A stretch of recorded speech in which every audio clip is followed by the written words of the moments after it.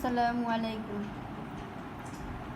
আজকে আমরা দেখব নুন সাকিন ও তানবিনের বিবরণ, অর্থাৎ মিম সাকিন ও তানবিন কিভাবে পড়া যায়। নুন সাকিন, নুনের উপর সাকিন বা জজম, জজমকে সাকিন বলে, সাকিনকে জজম বলে। তো নুনের উপর যখন সাকিন বা জজম থাকে তখন তাকে নুন সাকিন বলে। দুই জবর, দুই জের, দুই পেশকে তানবিন বলে। তো এই নুন সাকিন ও তানবিনকে চারভাবে পড়া যায়, চার প্রকারে পড়া যায়। এক নাম্বার নিয়ম হলো ইকলাব, দুই নাম্বার নিয়ম ইদগাম, তিন নাম্বার নিয়ম ইজহার এবং চার ইকফা। এই চারটি নিয়মে নুন সাকিন ও তানবিনকে পড়া যায়। তো আজকে আমরা এক নাম্বারটা শিখব ইকলাব। ইকলাবের হরফ একটি বা, ইকলাবের হরফ একটি বা। এবার আমরা দেখব ইকলাব।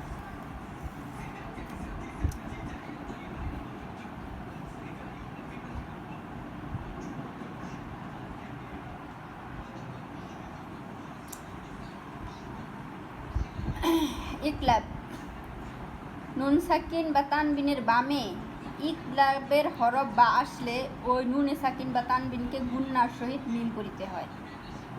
অর্থাৎ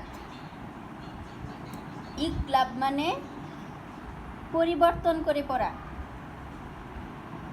নুন সাকিন বা তানবিনের পরে যদি বা হরফটা আসে, ওই সময় বা এর পরিবর্তে মিম ধরে পড়তে হয়। আপনাদের দেখাই, এই দেখেন, এটা হলো নুন সাকিন, এরপর হলো বা হরফ। যদিও কোরআন শরীফে এই মিম হরফটা দেওয়াই থাকে, ছোট্ট করে একটা উপরে মিম থাকে, কিন্তু যদি কোথাও দেওয়া না থাকে তাহলে আমরা নিজেরাই বুঝে ওই মিমটাকে ধরে নিব। তাহলে আসেন এটা আমরা উচ্চারণ করি। মিম বাদি, মিম বাদি। এখানে মিম, এই মিমরে ধরবে, এই নুনটা বাদ যাবে, নুন সাকিনটা পরিবর্তিত হয়ে এখানে মিম হবে। মিম বাদি, একটু গুন্নার সহিত পড়িতে হবে। তারপর দেখেন দ্বিতীয়টা, খবীরম বাসীর, খবীরম বাসীর। এই দেখেন তানবিনের হরফ, উপরে রয়ের উপর দুই জবর, দুই জবর, দুই জের, দুই পেশ থাকিলে তারপরের হরফটা যদি বা হয় তখন আমরা ওই বায়ের পরিবর্তে ওইখানে মিম ধরে পড়ব। অর্থাৎ এই রয়ের সাথে এই ছোট্ট একটা মিম, এটা আমরা ধরে গুন্নার সহিত পড়ব। খবীরম বাসীর। এখানে দেখেন লায়ুম বাজান্না, লায়ুম বাজান্না।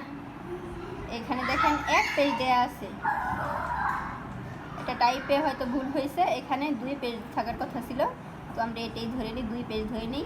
লায়ুম গুন্না, লায়ুম, এই নুনের উপর পরিবর্তে আমরা মিম ধরে নিব। এটা নুন সাকিন, তার পরিবর্তে মিম ধরে নিব। লায়ুম বাজান্না, এখানে ওয়াজিব গুন্না। তো এইভাবে আমরা মিমে বায়ের পরিবর্তে ওইখানে মনে মনে মিম ধরে নিব। আর কোরআন শরীফে যদি থাকে তাহলে আমরা ওইটাই দেখে দেখে পড়ব, আর ওইখানে গুন্না করে পড়তে হবে। তো এটাই হলো নুন সাকিন বা তানবিনের ইকলাবের নিয়মটা।